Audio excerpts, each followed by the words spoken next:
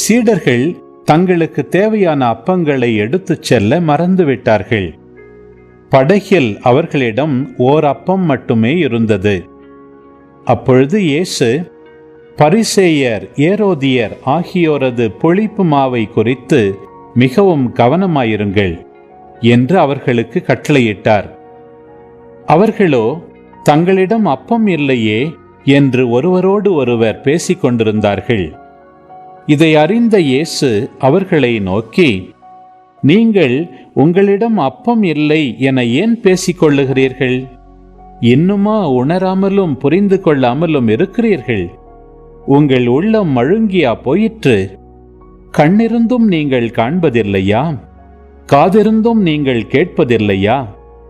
ஏன் உங்களுக்கு நினைவில்லையா? 5 அப்பங்களை நான் 5000 பேருக்கு பிட்டு அளித்தபோது மீதியான துண்டுகளை எத்தனை கூடைகள் நிறைய எடுத்தீர்கள் என்று அவர் கேட்க, அவர்கள் 12 என்றார்கள்.